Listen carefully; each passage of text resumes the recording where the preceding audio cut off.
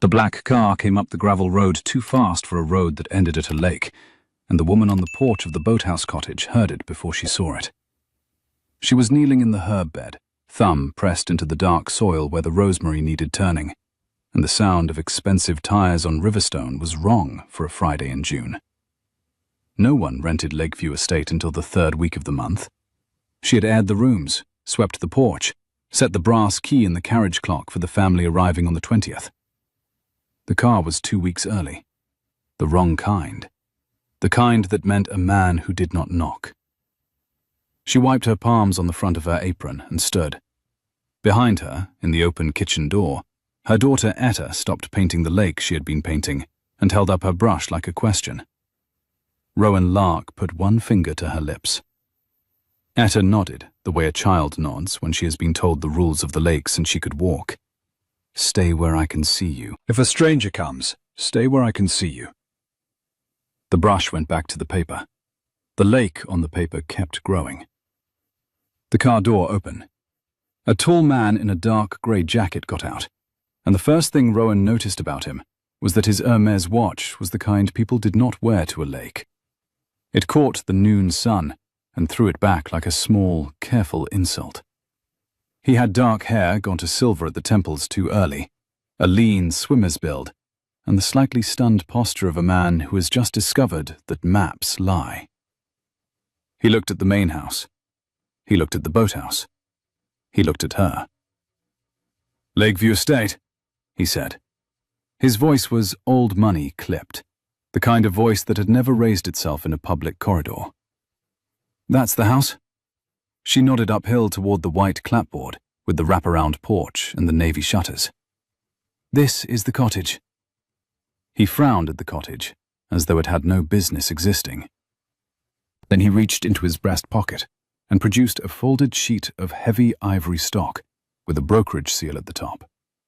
He held it out without explanation, the way a man hands over a court summons. Rowan read the address line, then the dates.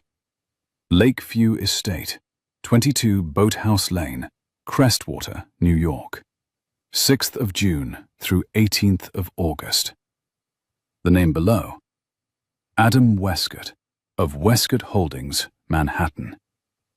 Behind him, in the trunk of the black car, she could see 2 leather suitcases and a long, flat black case that looked like it held a fishing rod for a man who had never landed a fish. There was a navy duffel with the logo of a London hotel embroidered in cream. There was no second person. There was no driver. There was, she realized, no plan B in his face. "This is the wrong house, Mr. Westcott," she said. She tucked a loose strand of hair behind her left ear. "Sorry, the wrong rental. I'm the caretaker. I live here. The main house isn't open until the 20th. There must have been a mistake at the brokerage." He pressed the pad of his thumb against the band of his watch. It was a small motion, almost private, like a man rubbing a coin in his pocket. He looked at the paper in her hand. He looked at the sky over the lake, which had a single white cloud directly above the boathouse, like a sign she had not been asked to interpret. "I see," he said. In the kitchen doorway behind her, Etta tilted her head and said, very clearly, in the voice of a 6-year-old who has been listening to the whole exchange, "Mama, is the man lost?" Adam Westcott looked past Rowan's shoulder at the child with the paintbrush and the half-finished lake, and something in his face did the small, awful thing of arranging itself into politeness too fast.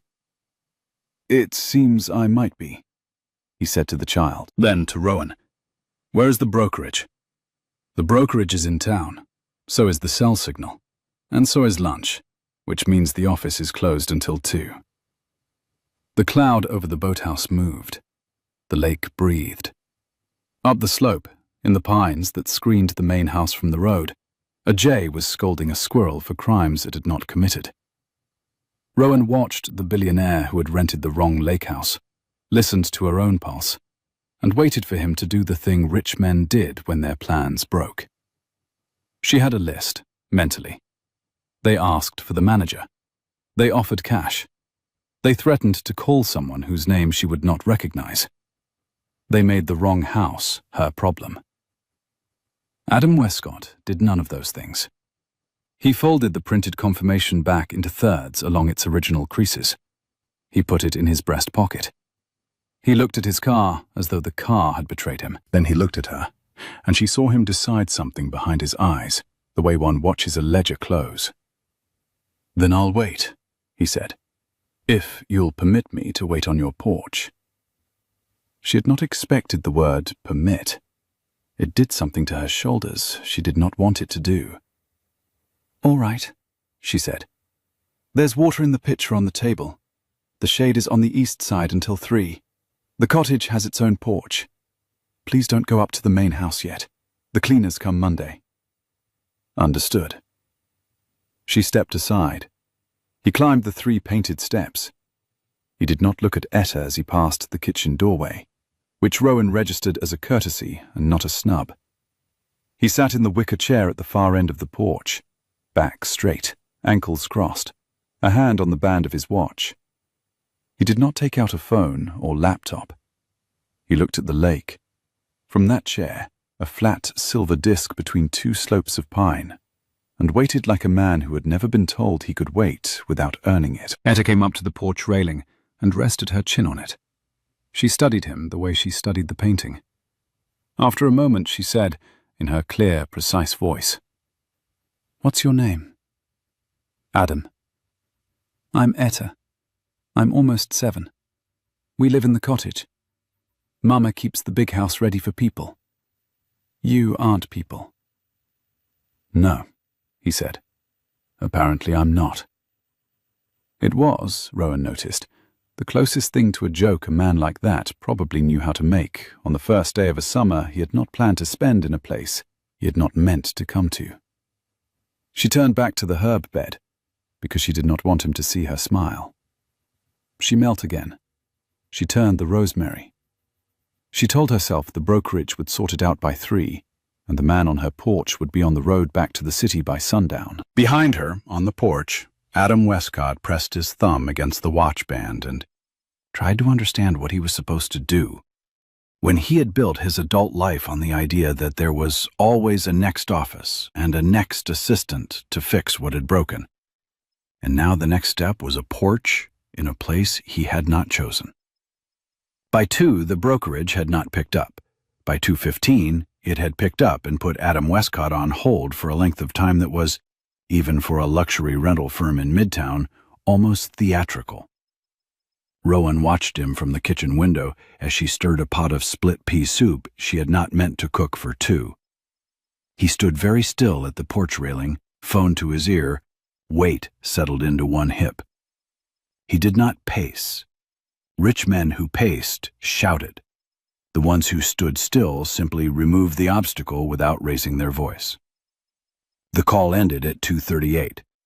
He came down off the porch and stood in the yard with his back to her kitchen, looking at the gravel road. His shoulders did not move. After a moment, he turned and came up the steps and knocked once on the kitchen door frame. He did not enter. "They've confirmed the error," he said through the screen. The booking system listed Lakeview Estate at Crestwater when the intended property was Lakeview Lodge at Crestmore. They've offered to drive me to Crestmore tonight at their expense. "Then you're sorted," Rowan said. "Crestmore is 40 minutes away. Lakeview Lodge is held by a separate firm. The intended owner is in Italy and her caretaker has not been reached. The brokerage cannot confirm that the keys will be available before Monday at the earliest, possibly Wednesday. They've offered a hotel in Albany in the interim." "Albany," Rowan repeated. She tasted the word the way a person tastes a coin. 3 nights, possibly 5. Then Crestmore, possibly Wednesday. He paused. The pause was the sound of a man working out whether the next sentence was permissible. "I had cleared 10 weeks specifically to be off the grid. The lodge in Crestmore is on a lake. My intention was to be at a lake." She turned the burner down. She tucked a loose strand of hair behind her left ear. She did not look at him. "Sorry," she said. "I'm trying to understand why this is being said to me."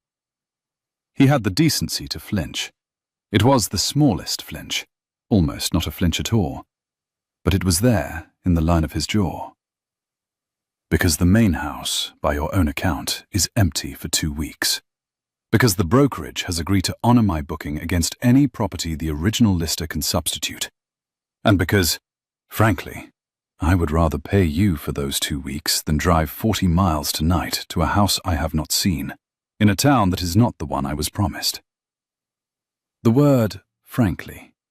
She filed it. She had a sister-in-law of the mind, somewhere in the family she did not speak to anymore, who began sentences with, frankly. It was not a word people used when they were telling the truth. It was a word people used when they were giving themselves permission. Mr. Westcott. Adam. Mr. Westcott. The main house belongs to a family in Boston who have hired Lakeview Estate Letting to manage their summer rentals. I'm their on-site caretaker. I do not have the authority to sublet the house to you for 2 weeks.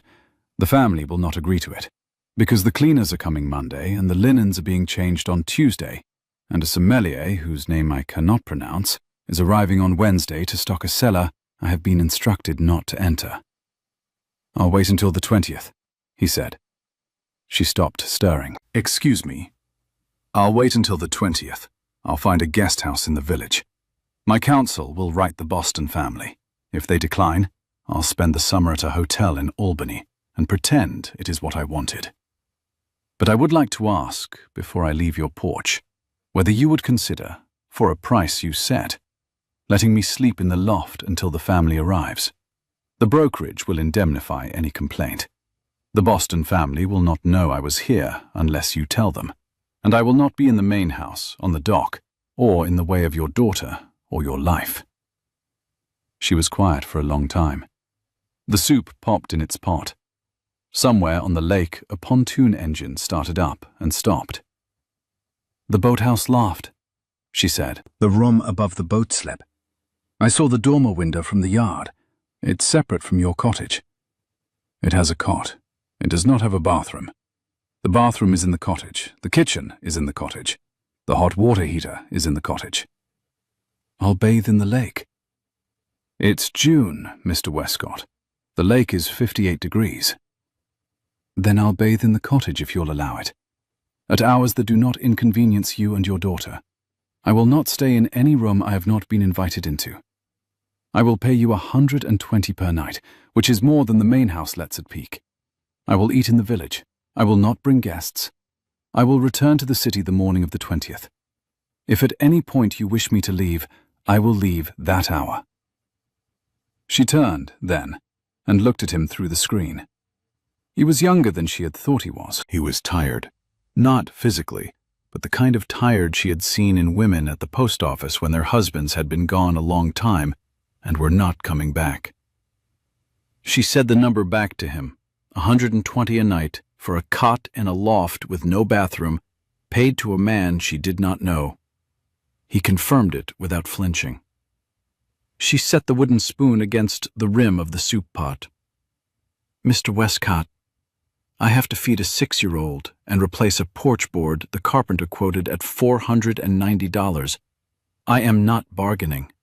I am telling you so you understand I have to think carefully about whether $490 is worth letting a strange man sleep within 90 feet of my daughter for 14 nights. He took the porch board number in without his face moving. Of course, he said. I haven't said yes. I know.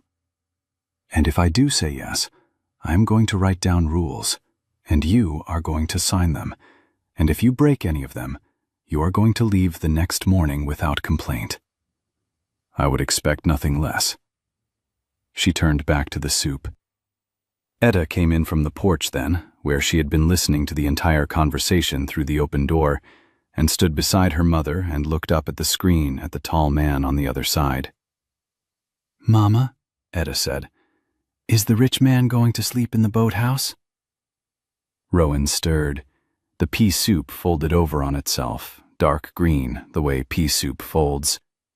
Outside the cloud passed, and the kitchen window went briefly, brilliantly bright. I'm thinking about it, sweetheart. "Okay," said Etta.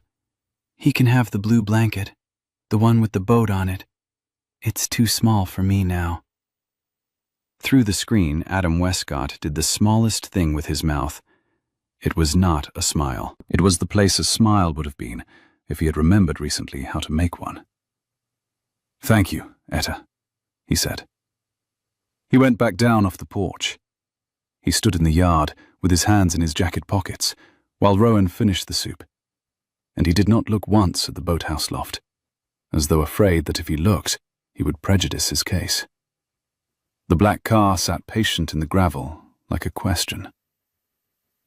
By 6, she had written rules on a yellow legal pad and handed them through the screen door. By 7, he had signed with a fountain pen produced from an inner pocket, like a man who had not used a ballpoint in 11 years. By 8, he was eating pea soup on the porch, listening to Etta explain the difference between a great blue heron and a green heron. By 9, he had carried his suitcases up to the loft without once asking her to carry one. By 10, when she stood on the cottage porch in the dark and watched the boathouse window come on yellow above the water, she understood that she had done something she could not undo. She did not yet understand the half of it. He did not sleep the first night. The cot was narrow and the lake was loud. The soft, hollow slap of water on the underside of the floorboards, the creak of the rope that tied the rowing boat to its iron ring, the small thump every time the boat nudged the dock when the lake moved in its sleep. He lay on his back, hands folded on his chest, and listened to a noise pattern he had not heard since a school sailing trip at 12. He thought several times about reaching for his phone, and several times decided not to. At 3 in the morning he gave up and went down the narrow outside stair in his socks and stood on the dock and watched the lake. The cottage was dark. The main house at the top of the slope was darker. The moon was a fingernail. He thought about the porch board the carpenter had quoted at $490. He thought about a 6-year-old offering him a blue blanket with a boat on it. He pressed his thumb against the band of his grandfather's watch. He had come up here, he reminded himself, for one reason. The Marston acquisition needed quiet finalization, and Vivian had decided his presence in Midtown for July would be a problem. The solution was Crestmore, far enough to be inaccessible, close enough to be deniable. He was supposed to spend 10 weeks reading and signing and not picking up the phone except for one weekly call, and come back to Manhattan in late August with the acquisition closed and the board pacified. None of that had happened. Instead, he was on a dock that was not his, 90 feet from a cottage in which a woman and a 6-year-old were asleep behind a screen door that did not lock. And the only thing he had achieved tonight was breathing the same air as a lake he had not chosen. He thought, briefly, of his mother, the Polaroid in his wallet, of her on a beach in 1996, in a cornflower sundress, holding him on her hip at 3. By the time he was 9, she would be gone, in the slow, polite way of women who decide on a Tuesday that the rest of their life will not include the people they had on Monday. Vivian had been 15. Their father had hired a nanny and not spoken of it again. Vivian had taken Adam to the orthodontist, read him Charlotte's Web, told him at 11 that the question of whether their mother was coming back was not worth his energy. He had built his life on that sentence. He had become very good at not asking questions that were not a good use of his energy, and at making himself useful to the people who had stayed. A fish broke the surface, and the rings spread until they touched the dock.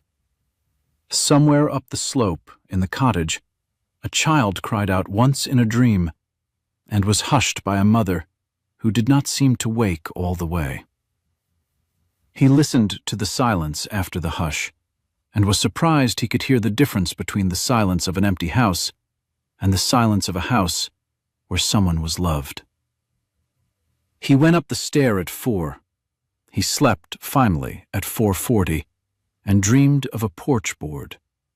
In the morning, his phone, which had no signal in the boathouse loft, but had been left on the kitchen counter inside the cottage with Rowan's permission, had collected 23 notifications, all of them from his sister. Vivian Westcott at 6 Manhattan time, had begun the day the way she began most days, by smoothing the cuff of her left sleeve before she lied to herself about something.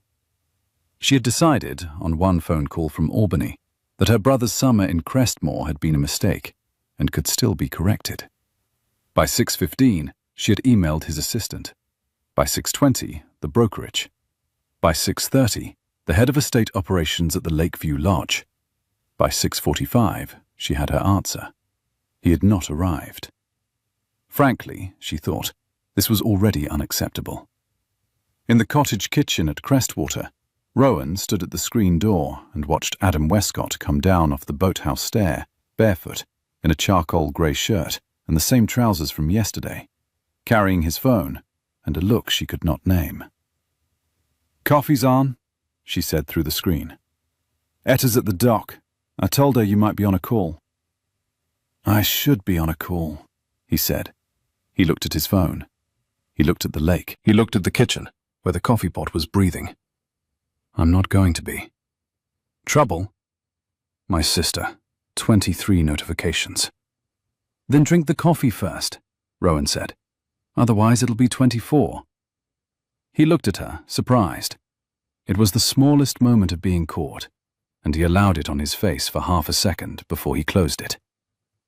"All right," he said. He came up the steps. He took the mug she handed him through the screen. He stood on her porch in his socks. He drank the coffee. Out on the dock, 6-year-old Etta lay on her stomach on the sun-warm boards and trailed a finger in the water and named, under her breath, every fish she could not see. She had named 4 fish before her mother called her in for toast, and Adam Westcott had not, in all that time, opened his phone.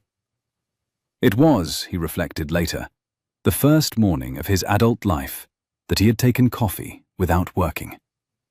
It would be the last morning the only person trying to find him was his sister. Crestwater handled a stranger the way a small body of water handles a dropped stone. By 10, the village had heard from 3 sources that there was a man at Henry Lark's old place who had paid Rowan in cash and was, by various accounts, either a fugitive, a film producer, or a relative of the people in Boston. By 11, Marge Polk, the postmistress, had decided the situation required a personal visit. She closed the post office, walked the half-mile to the lake road carrying a paper bag of peach pastries, and came up the cottage steps at 11:20. "Rowan," Marge called through the screen, "I have brought a pastry and a question." "The question is what I expect," Rowan said. "The question is what you expect." Marge let herself in. She set the pastries on the kitchen table. She took off her cardigan because the kitchen was warm. She looked through the screen at the dock, where Etta was lying on her stomach again, drawing a heron in a sketchbook, and where a tall man Marge had never seen before was sitting in a slat-back chair with his sleeves rolled, reading a sheaf of papers, with a yellow highlighter in his hand and a mug of coffee balanced on the boards beside him. There was, Marge observed, a man on Rowan's dock with a yellow highlighter, on a Saturday. Rowan turned at the screen, mid-fold of a load of pillowcases, and took a slow breath, the way her grandmother had taught her to breathe, before saying something the listener would not like. "He rented the wrong house," Rowan said. "The brokerage made an error. His lodge is in Crestmore. The keys aren't available until Monday. He's paid me to sleep in the loft until the Boston family arrives. I have a written agreement. He uses the porch shower Dean built last spring, eats in the village. Since he arrived yesterday, he has not used a tone of voice that worried me, asked for anything not in writing, or come within 4 feet of Etta. He is on the dock today because he asked permission to read there, and Etta said it was all right." Marge looked at her. Marge looked at the dock. Marge looked at the pastries.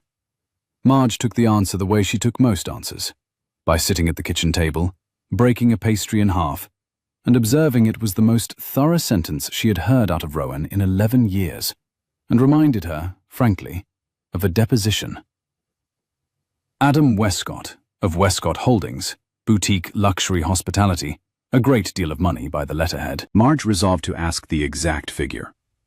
She picked up half the pastry, crossed to the porch screen, and raised her voice to carry to the dock. "Mr. Westcott?" He looked up. "Marge Polk," Marge said. "Postmistress. I have a pastry.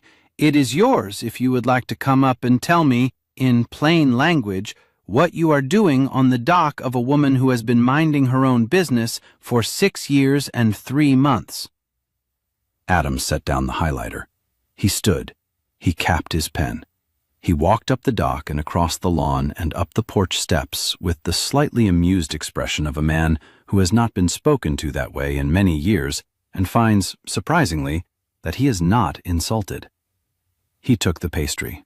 He thanked her. He explained in 7 sentences exactly what Rowan had explained in 15. He added one sentence Rowan had not added, which was, "I am aware that my presence here is irregular, and if it troubles any of Mrs. Lark's neighbours, I will move to the inn in the village this afternoon." "It troubles me," said Marge, who had not been troubled at all. "In a very particular way. It troubles me that a man with a fountain pen and a town car has chosen to spend a Saturday morning on a dock, reading papers, when he could have stayed in a hotel in Albany.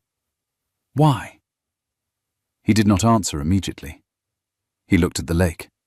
He looked at the boathouse. "Because the dock is quiet," he said, "and the office in Midtown is not." Marge took back what was left of the pastry, ate it in 2 bites, and brushed sugar from her thumb. "Then you may stay. But Mr. Westcott, Adam, if you come into the post office in the next 2 weeks, I will require you to address every villager by name within 3 days, learn whose dog belongs to whom, and nod at the Petersons, even though they will not nod back because of an unrelated incident in 1994 involving a cherry tree. Crestwater is a working village. We do not have summer people. We have neighbors." "Understood," said Adam. "And bring your sister.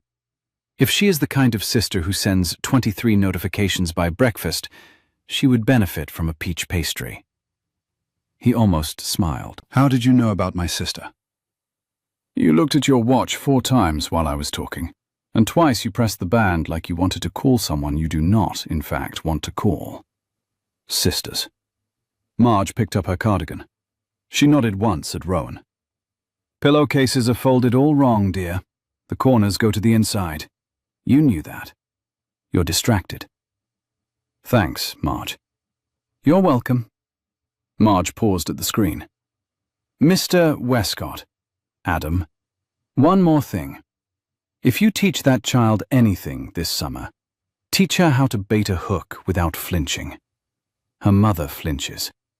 It's the only thing her mother does badly. Is what I'd say, anyway." She let herself out and walked back toward the village. She passed Dean at the bottom of the lane and said without breaking stride, "Don't go up, he's harmless. He's also paying her, which she needs." Dean looked up the lane and went back to the hardware store. Up at the cottage, Rowan stood on the porch and watched Marge go. Adam stood beside her, not too close, holding his half of the pastry he had not yet eaten. "That was efficient," he said. "That was Crestwater. Will there be more of that today?" "There will be more of that until Tuesday, at which point the village will move on to a more pressing concern, which is the Methodist potluck on the 18th. Should I move to the inn?" She thought about it. She watched the lake. She tucked a loose strand of hair behind her left ear. "No," she said. "Sorry. Marge is the test. If Marge has decided you can stay, you can stay. Etta likes you. I have a porch board that needs fixing, and I am not in the business of turning down 120 a night because a man named Westcott once owned a hotel I will never sleep in." "That's a yes, then." "That's a yes." "All right." You went back down to the dock. You picked up the highlighter. You sat in the slat-back chair. Etta crawled over from her sketchbook and held up the heron she had drawn, 6 lines and a serious eye, and said, in her clear, precise voice, "Adam, is this a great blue or a green?" He looked at the drawing for longer than was strictly necessary, He said, "It has the legs of a great blue and the eye of a green. So it's a heron of its own kind.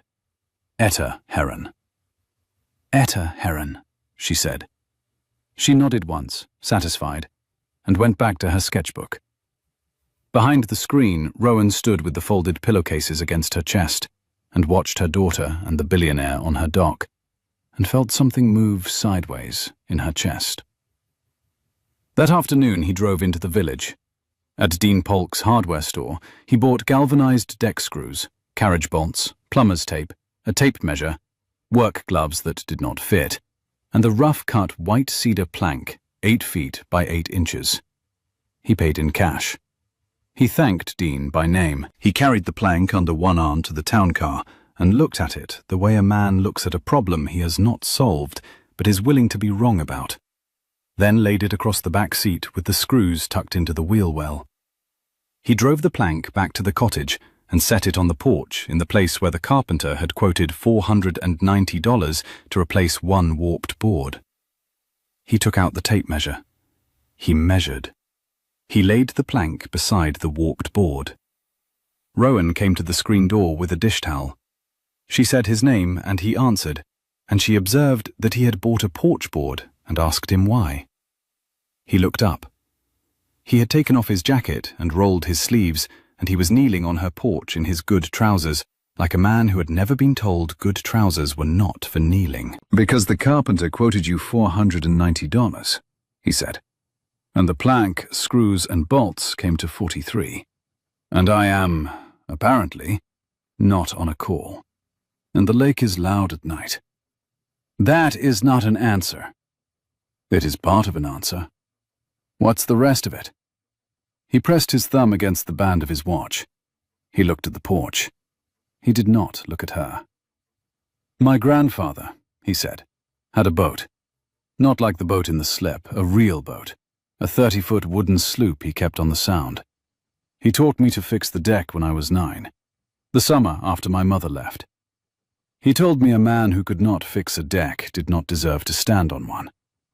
I have not used a screwdriver in 18 years. I would like to find out whether I still can. Your porch board is," he allowed the place a smile would be, "available." She stood at the screen, with the dish towel in her hand and the front of her shirt slightly damp from the dishes, and did not move. After a moment, she said, "Sorry, you don't have to do that." "I know." "You're a guest. You're paying me. I didn't ask." "I know." She watched him a moment longer. Etta came up beside her at the screen and looked through it at the man with the screws on the porch.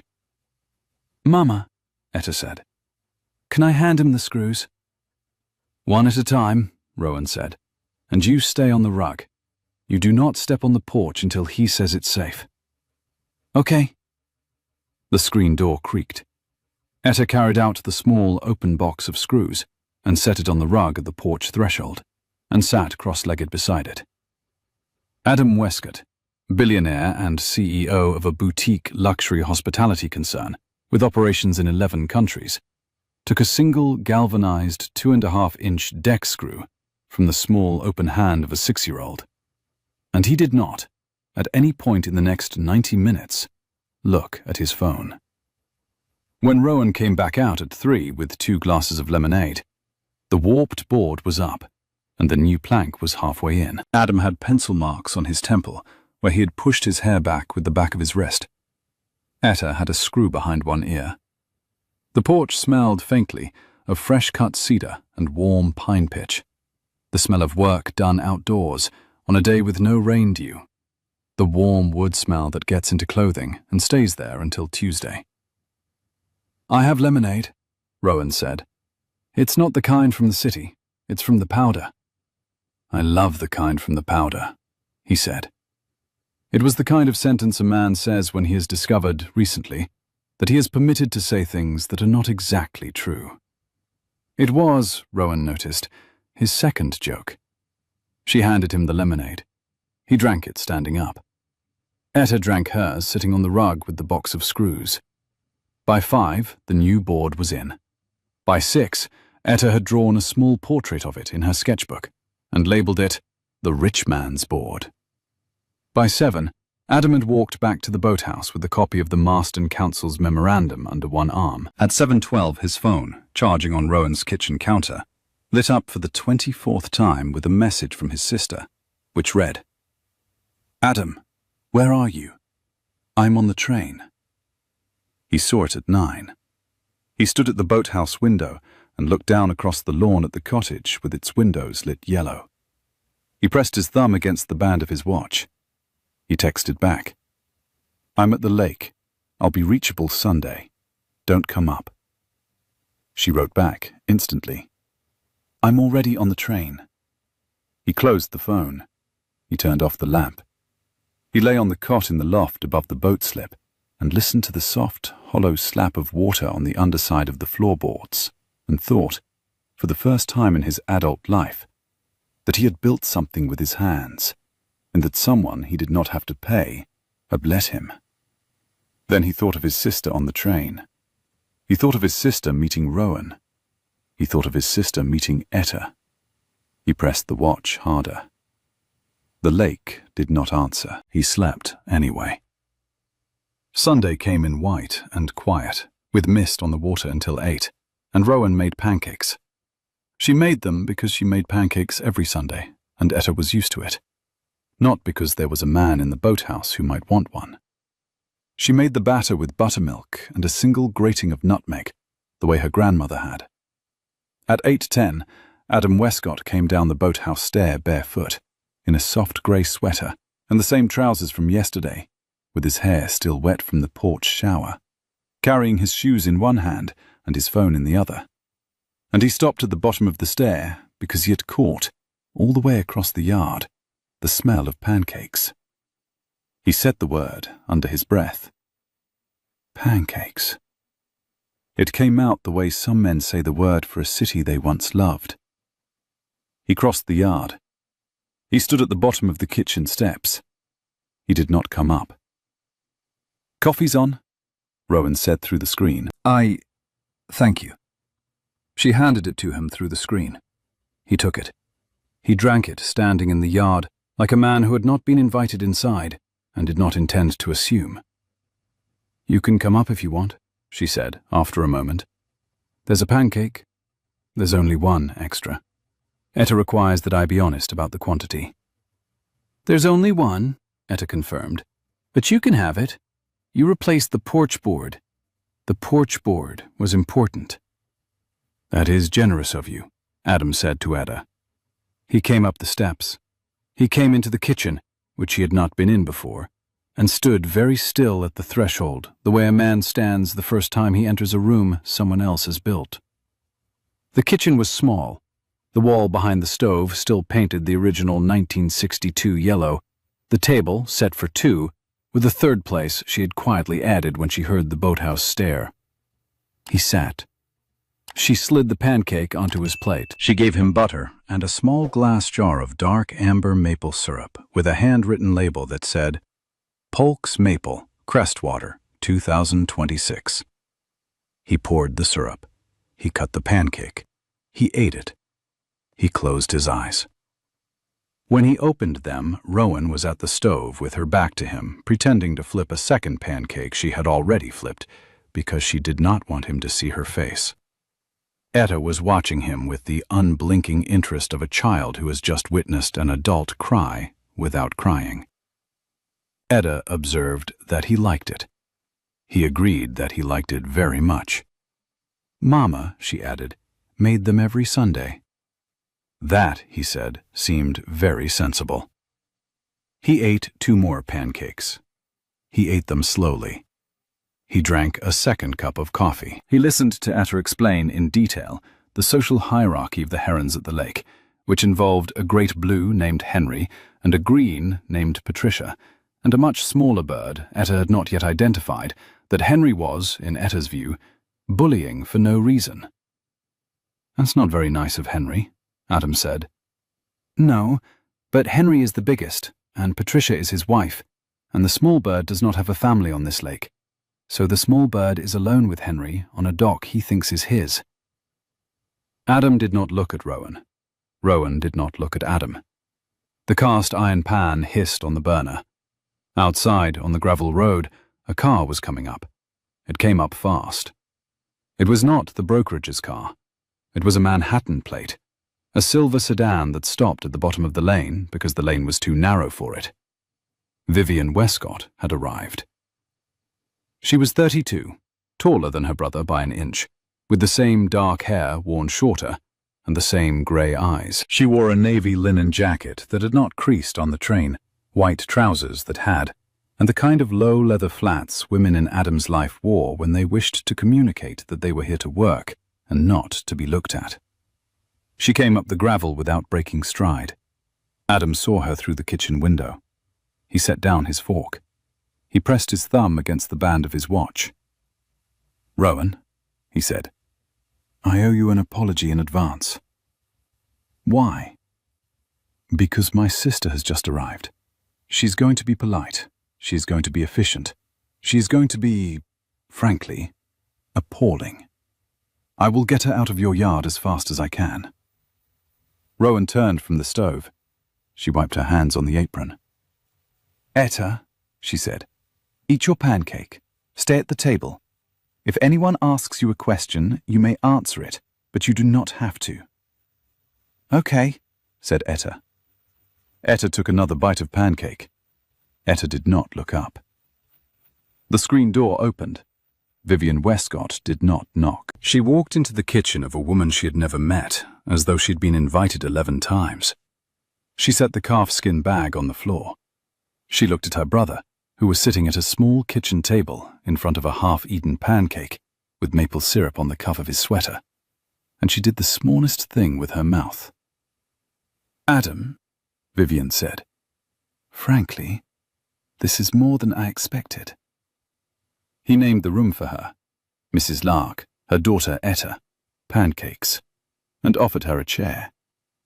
She could see, she informed him, that they were eating pancakes. She would not sit. She would, however, have a cup of coffee, if Mrs. Lark would be so kind. Rowan, who had not yet been spoken to directly, poured a cup of coffee. She set it on the counter at the far end of the kitchen, where Vivienne could reach it without having to come further into the room. "Thank you," Vivienne said. She smoothed the cuff of her left sleeve. She did not pick up the coffee. "Adam, I have spent 11 hours establishing, through 3 firms, that you are in the wrong county, in the wrong house, with the wrong people. I have a car, a driver, and a suite at the Renaissance in Albany.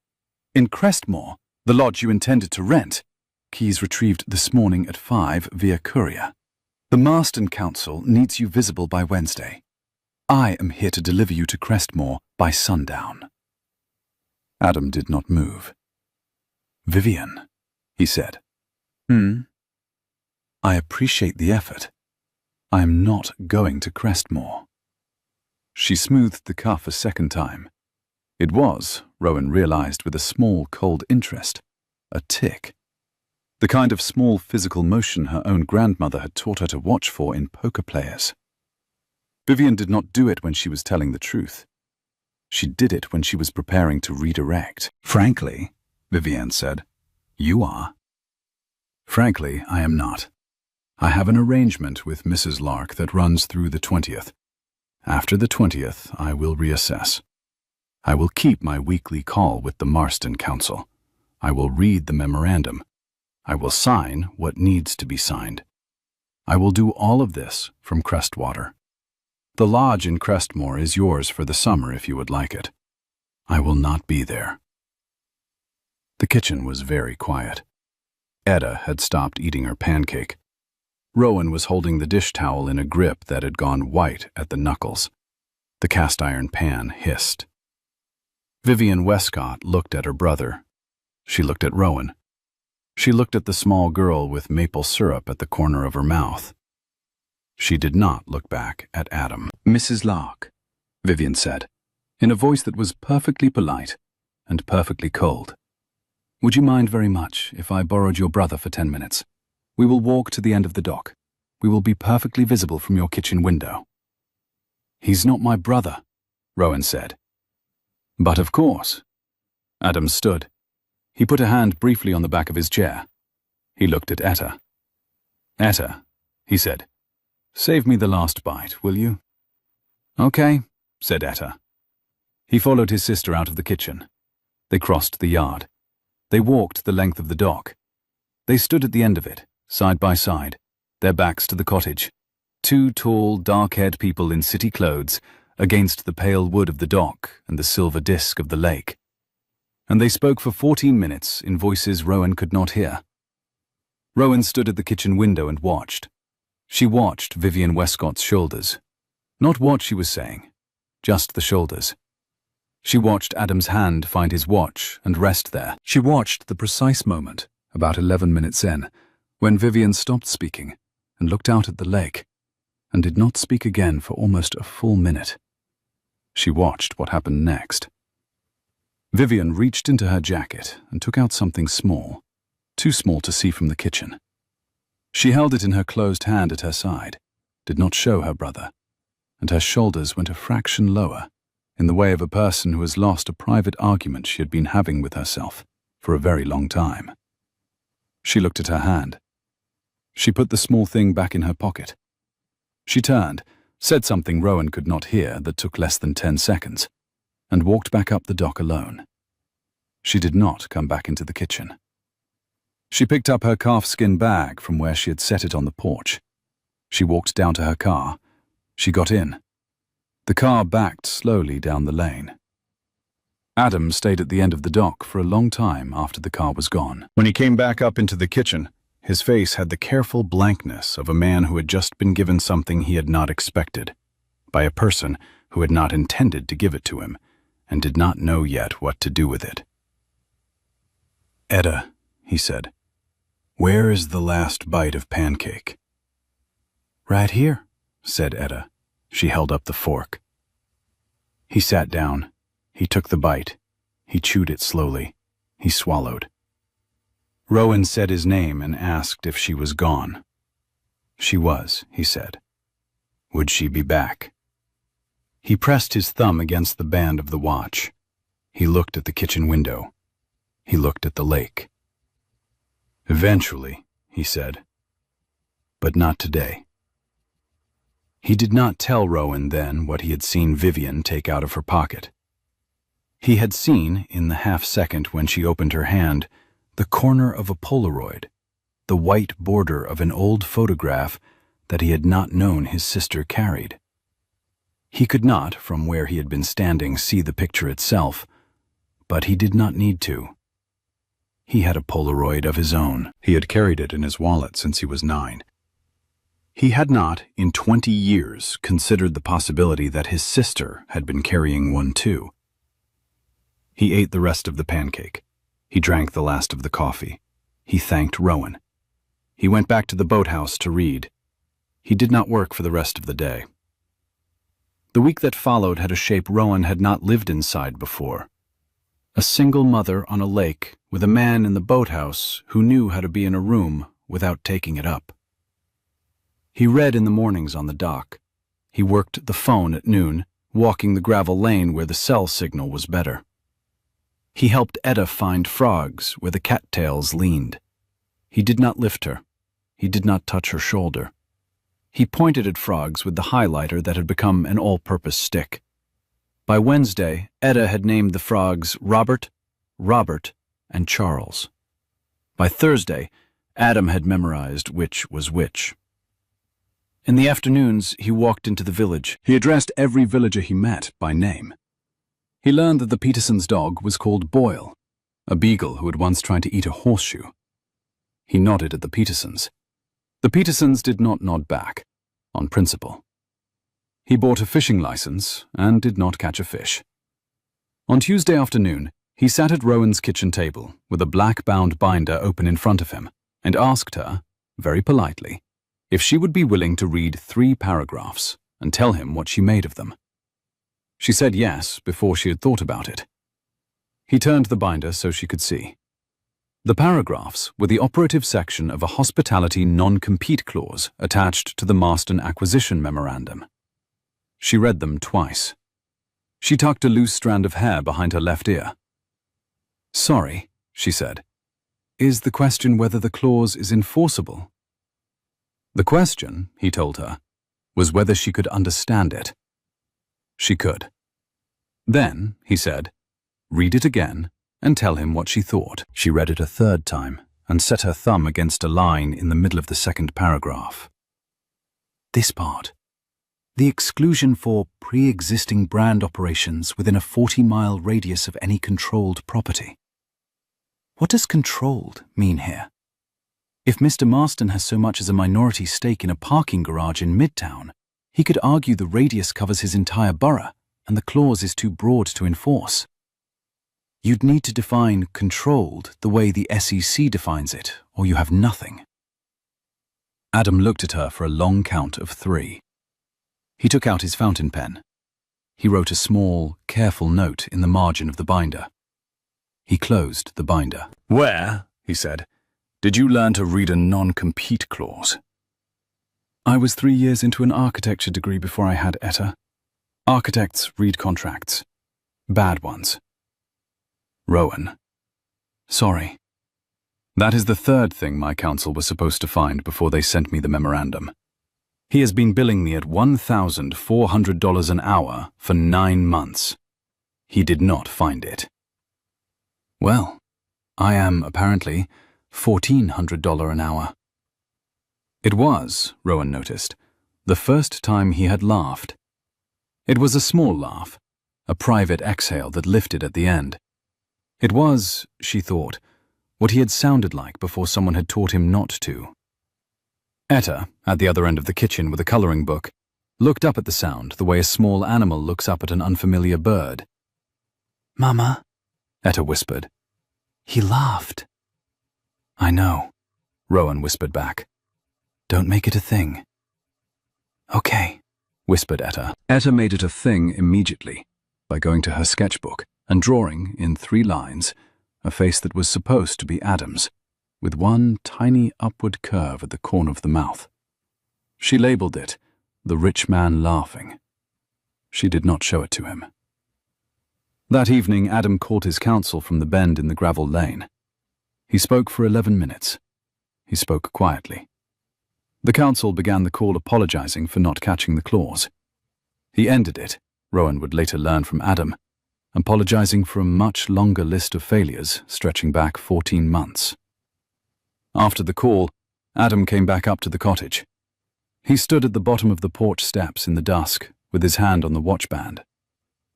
"Rowan," he said, "I would like to pay you $1,200. "For what?" she said. "For 4 minutes of legal advice," he answered. "Approximately accurate," he added, "to market." She said his name and waited until he looked up. She was not, she told him, taking $1,200 for 4 minutes of reading 3 paragraphs. "Why not?" he asked. "Because then I will become someone who is paid to think for you. And I have spent 6 years building a life in which no one pays me to think for anyone, including myself, including the man whose name I do not say in this house. I am not going back into that life because you are bad at clauses." He took the rebuke without flinching. "All right," he said. "Then I will buy you a porch board." "You already bought me a porch board." "I will buy you a second porch board. There must be a second board that needs replacing." She thought about it. She watched the lake. She tucked a loose strand of hair behind her left ear. The board next to the one he had replaced, she said, was going to go by August. Then he would buy that one. "All right," she said. "All right," he said. On Wednesday, it rained. It had not been forecast. Local radio at 6 had said sun through Thursday. By 1, the rain was sheeting down the dormer of the boathouse. By 2, the power went out across the whole North Shore. The cottage was 66 degrees and dropping. The wood stove cold for the summer. The propane tank for the kitchen stove down to a third. Adam came down the boathouse stair at 2:20 with the collar of his sweater turned up, and a battery-powered lantern in his hand he had bought at Dean Polk's hardware store on Tuesday, for no reason he had been able to articulate to himself at the time. He stood in the rain in the yard. He looked up at the cottage. "Rowan," he called. She came to the screen. "The boathouse loft has a kerosene heater," he said. "The previous owner left it. I checked it on Monday. It works. There is a kerosene can full and sealed in the corner. The loft is dry, and the cot is narrow, but if you and Etta would prefer not to be cold tonight, I can sleep on the dock under a tarp. The loft is yours and your daughter's. I would not be in the loft." She looked at him. The rain was running down his face. The watch was running down his wrist. The yard between them was the color of pewter, too. "Adam. You are not sleeping on the dock under a tarp. It's a very good tarp. You are not sleeping on the dock under a tarp. The cottage has a sofa. The sofa has a wool blanket. The propane will last through tomorrow if I cook one meal. Etta and I will sleep in my bed. You will sleep on the sofa. The kerosene heater stays in the boathouse loft in case the propane goes." "Are you sure?" "Adam, there is a child in this house and the temperature is dropping. I am sure." He came up onto the porch. He left his wet shoes outside. He came into the kitchen in his socks. He stood with his hands at his sides and waited for instructions, like a man who had been told very recently that he was not in charge of the room. She gave him a towel. She gave him a dry sweater of her late uncle's that she kept folded in the parlor's cedar chest, soft gray wool that fit him almost exactly. She gave him a mug of tea. She set the wood stove going in the parlor, with cedar kindling that smelled like the porch board he had replaced. She fed the stove a single oak log she had been saving for October. The kitchen warmed. The parlor warmed. The rain kept coming. That night, after Etta had been put to bed in Rowan's bed, under 3 blankets and a quilt, and the small stuffed heron she called Patricia, Rowan came back into the parlor. Adam was on the sofa, sitting up, wrapped in the wool blanket, reading the Marston binder by the light of one battery lantern. He looked up. He set the binder down. "How is she?" he asked. "Asleep. She likes storms. She has decided this is the best storm of her life because there is a man in the parlor. She did not previously have a man in the parlor, and the man has a lantern." "Then I am earning my keep." "You are earning your keep." She sat down in the chair across from the sofa. She pulled her knees up under her chin. The room smelled of cedar smoke and wet wool and the faint mineral cool of rain on stone. The lake sounded, even through the closed window, like a thing breathing under a wet sheet. "Adam." "Yes?" "Why are you really up here?" He set the binder down. He pressed his thumb against the watch band. He looked at the fire. "Because my sister told me not to come?" That's a teenager's answer. Then because I had not, in 11 years, been alone in a room with my own thoughts. And the apartment in Manhattan is not a room, it is a corridor between meetings. And my sister had decided that my being alone with my own thoughts in Midtown was a problem the board would notice. So she chose Crestmore for me, and the booking system chose Crestwater for me, and the lake chose your porch for me. I do not, usually, believe lakes choose. But this lake, he said, I am willing to make an exception for. She told him it was nearly a sentimental sentence. He was, he conceded, aware. He would prefer she did not tell anyone. She wouldn't, she said. All right, he said. She was quiet a long time. The fire ticked. The rain ticked. Etta in the next room turned over in her sleep, and the bed creaked, and a small voice murmured something about Patricia. Adam. I have not been alone in a room with a man at night since Etta's father walked out of mine in 2019. I am sorry, not telling you this to make you uncomfortable. I am telling you this because I want you to understand that I am not going to be able to be ordinary about the fact that you are on the sofa tonight. And I am asking, in advance, that you not make a thing of it tomorrow. Whether I am ordinary about it tomorrow, or whether I am awkward about it tomorrow, please pretend you have not noticed either way." He did not move. He did not look at her directly. "Understood," he said. She thanked him. After a moment, he said her name again. "For what it is worth, I have not slept on a sofa since I was 11. I'm not going to be ordinary about it either. I'm going to pretend, tomorrow, that I slept the way I always sleep. That should give us both cover." She laughed. It was a small, surprised laugh, and she pressed her hand against her mouth as though to apologize for it. The laugh slid through the room like a stone, skipped sideways across a flat lake. He heard it. He did the place a smile would be. "Good night, Adam." "Good night, Rowan." She stood. She left the parlor. She closed her bedroom door behind her. She climbed into bed beside her sleeping daughter and lay on her back and listened to the rain on the cottage roof and to the sound of a man on her sofa, pretending to sleep the way he always slept. She did not sleep until after 3. The power came back at 6. By 9, the cottage smelled of coffee and cedar smoke and damp wool. Etta was on the porch counting puddles in the lane, and Rowan was making pancakes for 3. It was, she would later understand, the morning Vivian Westcott, sitting in the Crestmore Lodge 40 minutes away, watching the same rain end, decided to come back to the lake. She came back on a Friday in the second week of July. She did not arrive at the cottage. She arrived at the village. She arrived at the post office at 10 in the morning in the same navy linen jacket and a pair of low leather flats she had clearly purchased between visits because the soles were unscuffed. She carried no calfskin bag. She carried a single brown envelope. Marge Polk looked up from sorting Tuesday's catalogues. "Vivian Westcott," Marge said. "I have been told to expect you." "Have you? By whom?" "By a postmistress's instinct. You are the only navy linen jacket in the village. We are not a navy linen jacket village." "Frankly," Vivian said, "I require a peach pastry." "Frankly," Marge said, "I am out of peach. I have apple." "Apple is acceptable." Marge fetched the apple pastry. She set it on the counter. She did not ring it up. She crossed her arms. Marge wanted to know what was in the envelope.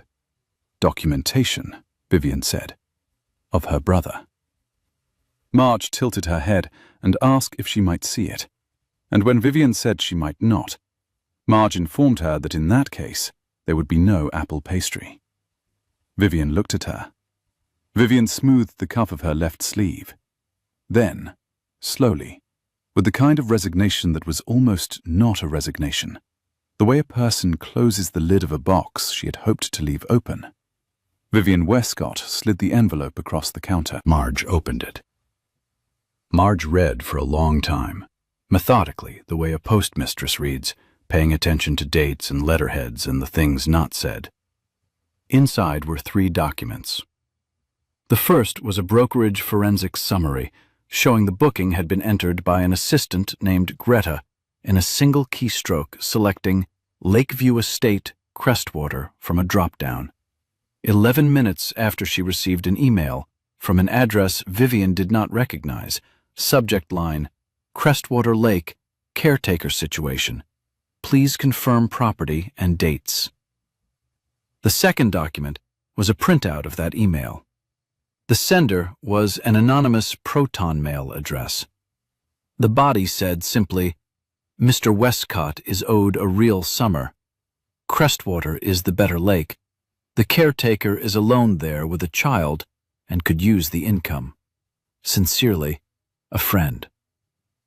The third document was a list of every Westcott Holdings employee whose email signature resembled the Proton Mail signature line. 2 matches. One, a man named Frederick in legal, retired in May.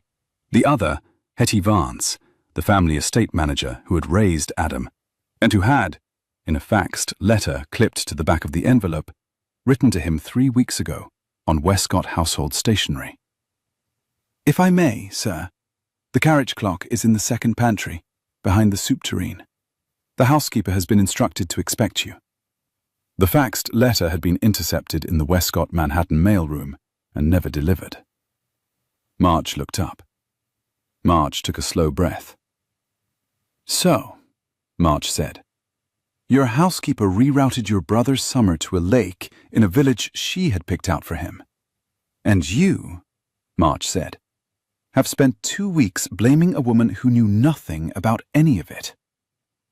Vivian said yes. She intended to tell him so today, on her porch. Marge said her name, Vivian Westcott, and waited until the younger woman looked up. If you tell him this in front of her, he will never forgive you. He will not forgive you because of you. He will not forgive you because of her. He will be ashamed in front of her for 2 weeks of mistrust he was not aware of being party to. You will lose your brother twice. Once for the mistrust, once for the witnessing. Vivienne stood very still. She did not smooth the cuff. She looked at the wall behind Marge, where the post office had pinned a faded photograph of the Crestwater Methodist potluck of 1991. She looked at the apple pastry on the counter. She looked, eventually, at Marge. Where then? She said, in a voice that was not quite her own. At the end of the dock, Marge said, where you stood with him the morning of the pancakes. You ask her permission to borrow him. He follows you. You hand him the envelope. You wait while he reads. You take what comes. All right. Marge said her name a third time, holding the moment. When she came back up the dock, Marge instructed, she was to leave the envelope on the porch chair. Rowan would read it after he did. She had earned the right to know. Vivian agreed. Vivian took the envelope back. She put the apple pastry in her jacket pocket. She did not eat it. She walked out of the post office into the bright noon and got into her car and drove out to the Lake Road. Marge Polk watched her go. Marge Polk picked up the phone, then set it down, then picked it up again, and dialed Dean Polk at the hardware store next door. Dean, Marge said, stay close to the lane this afternoon. There is a Westcott family conversation about to happen at the end of Henry Lark's old dock, and we do not know how it will end. Stay close. Do not interfere, but stay close. All right, Ma, said Dean. Marge hung up. Marge folded the catalogs. Marge made herself a cup of tea she did not drink.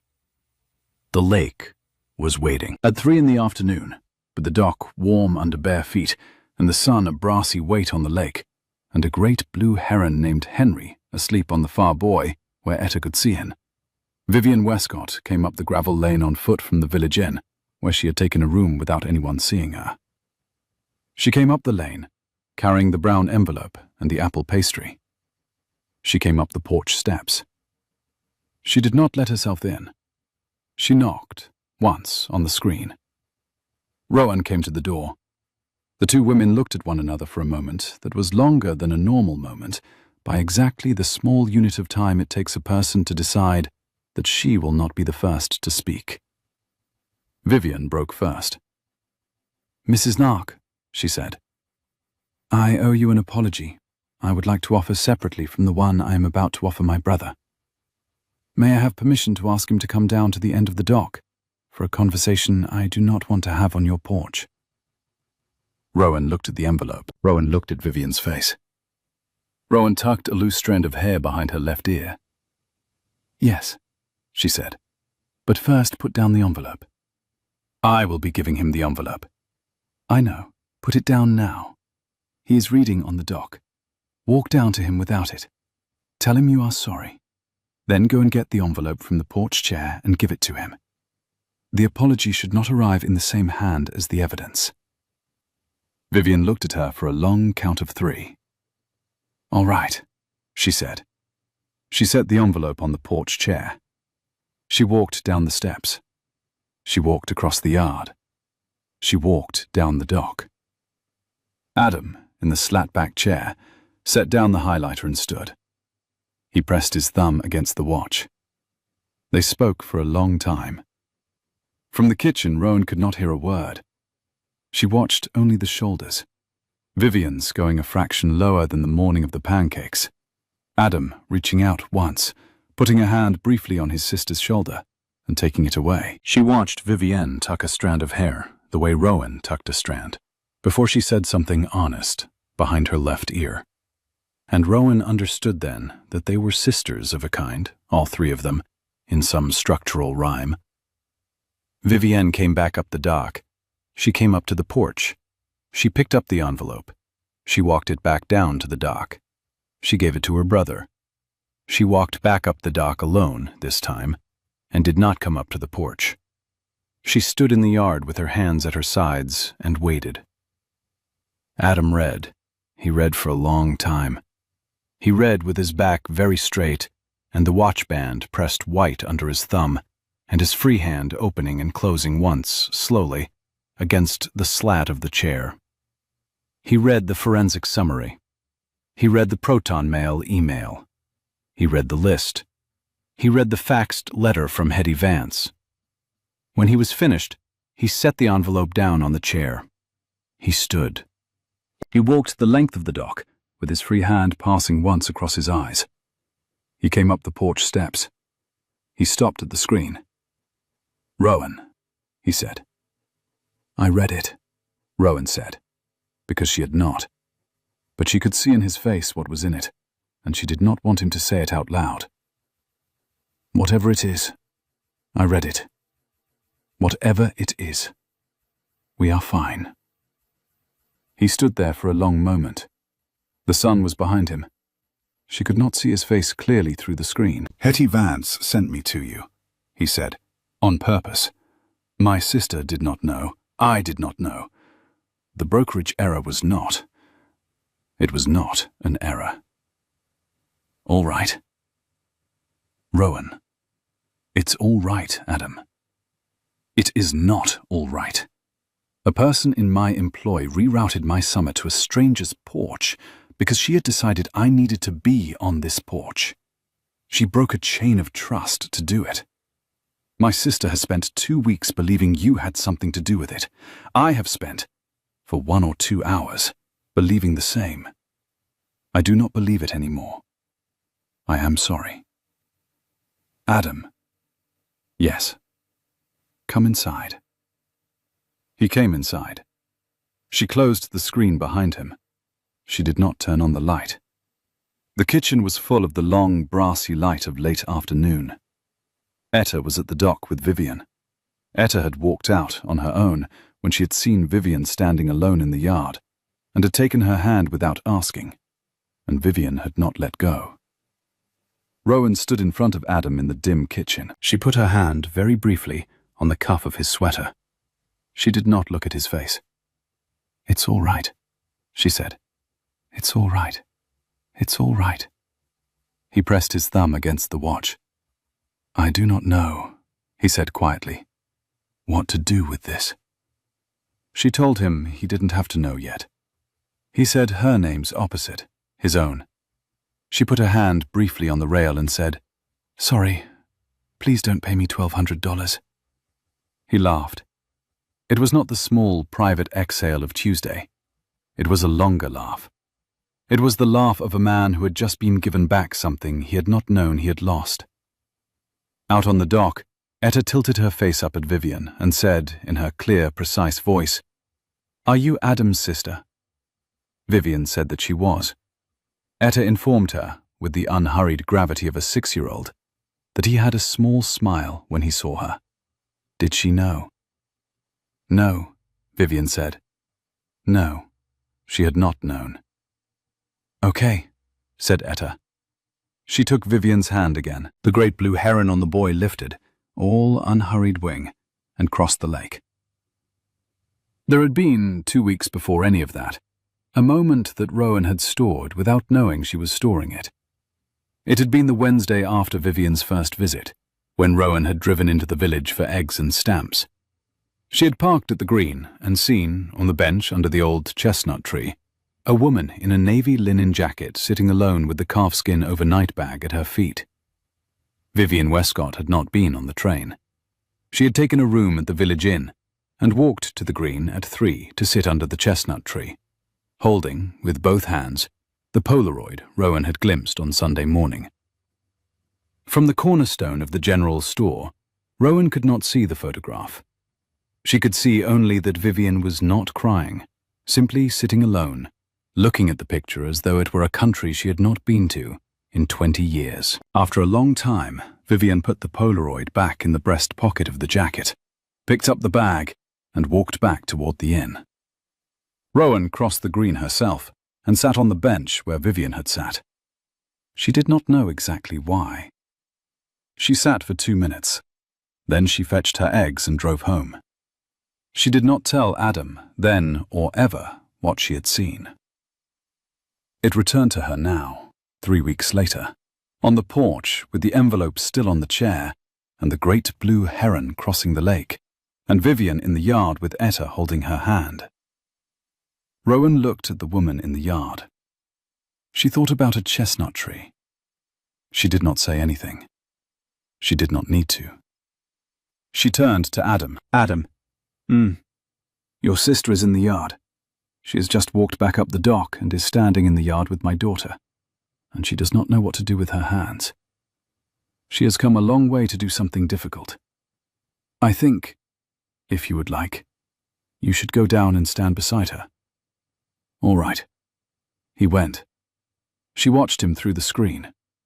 He stopped beside Vivian in the yard. He did not touch her. He pressed his thumb against the watchband. He said something to Etta, and Etta laughed, and Vivian looked at her brother and did not, for a moment, look like a woman in a navy linen jacket. She looked like a person who had taken Adam to the orthodontist, like a person who had read Charlotte's Web, like a person who had carried a Polaroid in a breast pocket for 20 years and had never told anyone. After a moment, she went into the cottage. Rowan poured her a cup of coffee. They did not talk about the envelope or Hetty Vance. They sat in Rowan's kitchen and drank coffee until the light went gold across the lake. Vivian did not stay the night. She said, exactly, that it was not yet the kind of staying the night she was prepared to do. She kissed her brother on the cheek at the porch railing for the first time in 14 years and walked back down the lane with the apple pastry still in her jacket pocket, uneaten. That evening, after Etta was in bed, Adam stood on the dock and watched the moon come up over the lake. He did not work. He did not read. He pressed his thumb against the watchband and listened, for a long time, to the quiet sound a lake makes when it has stopped expecting weather. Rowan came down the dock. She stood beside him. Adam. Tell me one thing about Hetty Vance. He thought about it. She baked me a sponge cake every year on my mother's birthday until I was 16. She did not call it a birthday cake. She called it a Tuesday cake. She baked it on Tuesdays because my mother's birthday was on a Tuesday the year she left. She did not tell me, ever, that the Tuesday cake was for the missing day. Sorry. When did you find out? I found out 3 weeks ago. From a letter Vivian intercepted from the family mailroom. The letter, he said. The same letter that told me about the soup tureen. All right. All right. They stood on the dock a long time. The moon doubled itself on the lake. The crickets that lived under the dock kept time, the way crickets keep time. She said his name and observed, quietly, that it had been very nice of her. And then, almost as an afterthought, asked the small, frightened question underneath it. Sorry, she is going to lose her job, isn't she? She is going to retire, with a pension, with a small cottage on the Sound that I have already, this morning, asked my council to put in trust for her. She did the wrong thing for the right reason. The wrong thing has its own consequences. The right reason will get her a porch on a different lake. Good. After a moment he said her name, and when she answered he added evenly, You said one thing about Etty Vance. You have not asked me one thing about Etta's father. She tucked a loose strand of hair behind her left ear. She did not look at him. Sorry. I am not asking. I will not ask. I am only naming the symmetry. We are people with closed doors. I am proposing that for the rest of this summer, we leave the doors closed unless their owner opens them. I will not knock on yours. I will not open mine until I am ready. If I do open mine, you may ask any question you wish, and I will answer it without practicing the answer first. All right? All right. The moon climbed. The lake breathed. Behind them, in the cottage, Etta turned over in her sleep and murmured something about Patricia. Then came the morning that lived afterward in Rowan's memory as if someone had taken a single Polaroid of it and slipped it into the wall of a different room. It was a Wednesday in the first week of August. The lake had gone glass still overnight, the way the lake sometimes did at the back end of summer. The mist was on the water until 8. The herons were on the dock, all three of them, Henry, Patricia, and the small, unnamed bird who was no longer being bullied because Etta had, on Etta's instruction, named him Albert 2 weeks ago and made him a citizen of the lake. Adam was at the kitchen stove when Rowan came in. He had taught himself, in the past month, how to make the buttermilk pancakes with nutmeg. He had taught himself the ratio.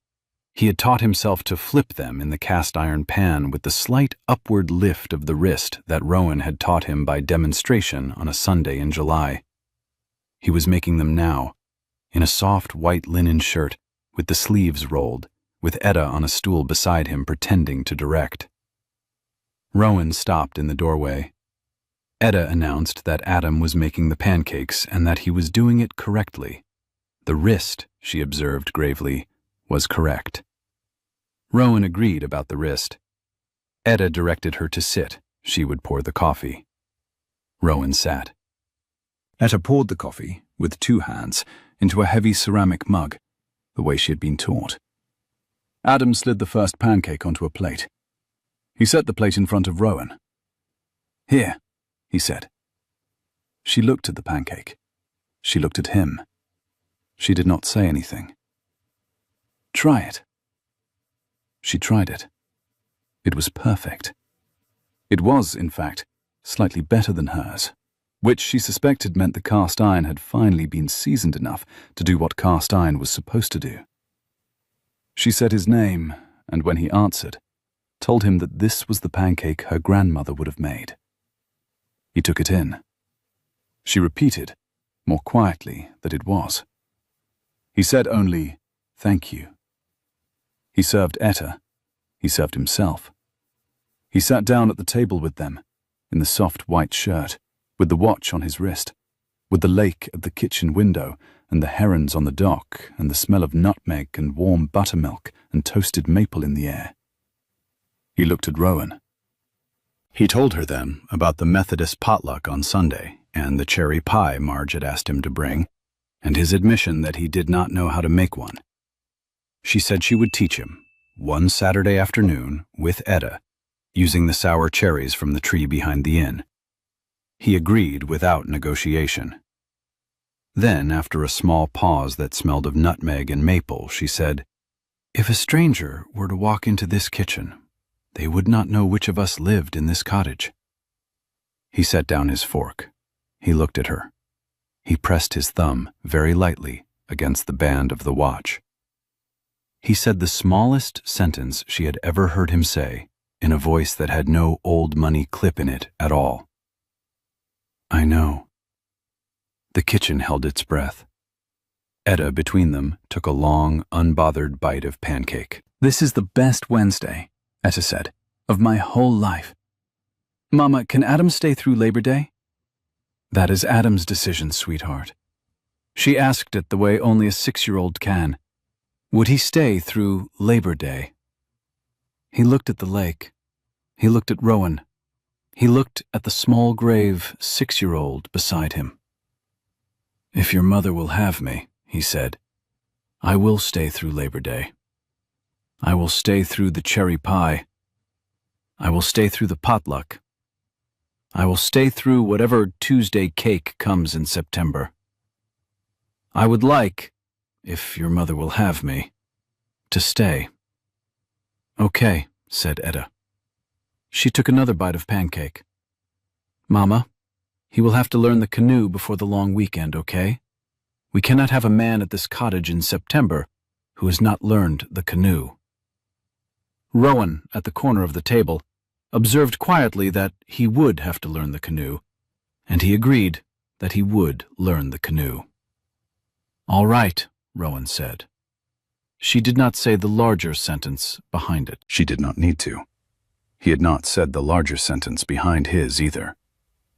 They sat at the kitchen table and ate the perfect pancakes in the soft, brassy light of an August morning, and the lake outside the window was a flat silver disk, and a 6-year-old between them named a heron, and somewhere, already somewhere, a phone in Manhattan was about to ring. It rang at 10. Adam had walked to the bend in the gravel lane for his weekly call with the Marston Council. He had carried his phone, his pen, and the binder. He had been gone 28 minutes. When he came back up the lane, he was not walking. He was very nearly running. He was carrying the binder under one arm and the phone in his free hand, and the expression on his face was the expression of a man who has just been told something he cannot, at first, fit into the shape of the morning he was inside. Rowan saw him from the porch. She stood up. Etta on the dock did not see him yet. "Rowan," Adam said.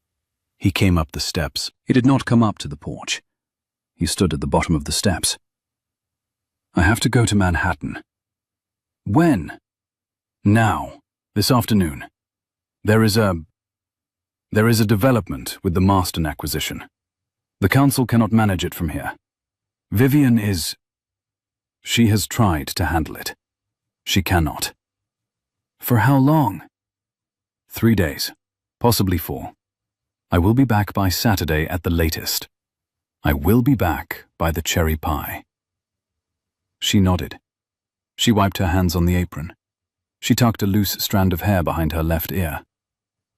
"All right," she said. He said her name. He would not go, he told her, if it could wait. She knew. He would come back, he said. She knew. She did not, then, know it. But she said it, because she had learned, since June, that there were 2 ways to send a man away from a porch. There was the way she had sent the man whose name she did not say in this house, by failing to say enough, by holding her body still in a doorway.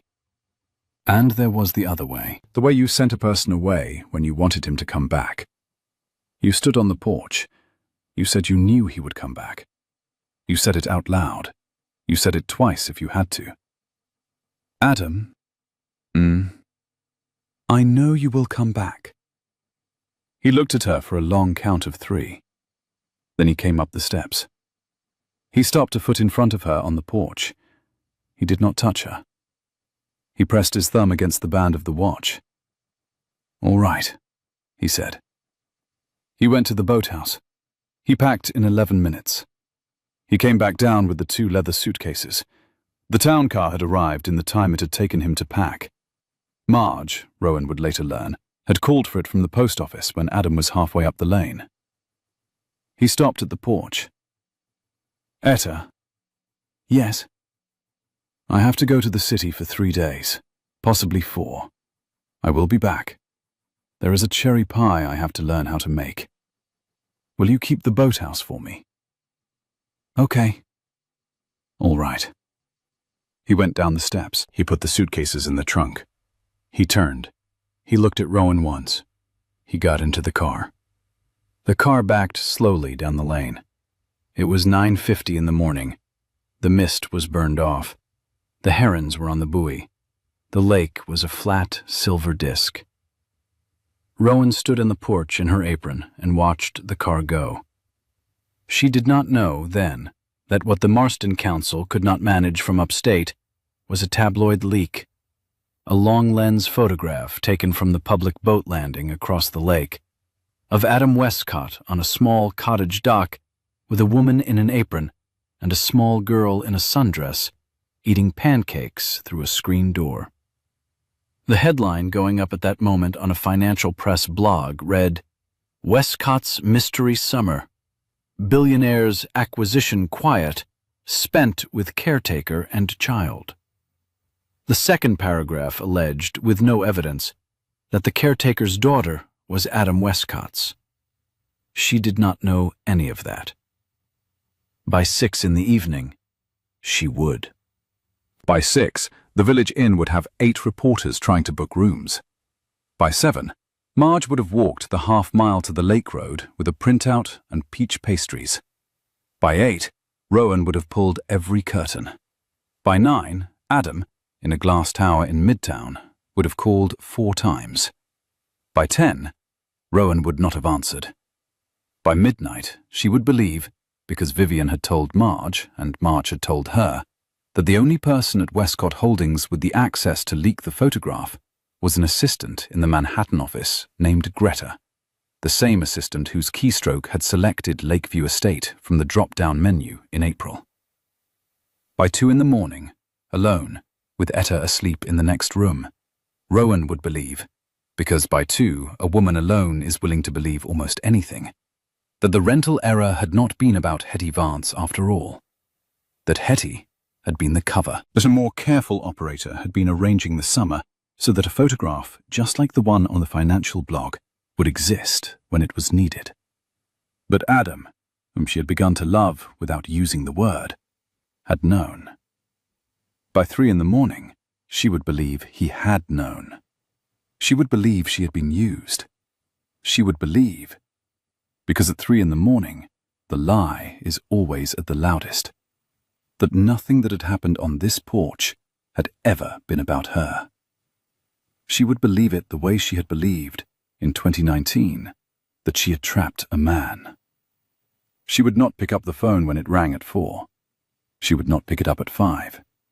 She would not pick it up at 7, when Adam, who had spent the night in a glass tower learning that the leak had not been Greta at all, but a Marston Council intern, who had been paid $4,000 by a financial blog he had never heard of, would call from the car on his way to the airport. She would let it ring through to a voicemail she had not set up. By 8 in the morning on Thursday, she would have packed a single small suitcase, and she would have driven to her grandmother's house in Saratoga, and she would have left a note on the cottage table that said only, "Adam, I do not know yet what to think. Please do not come up.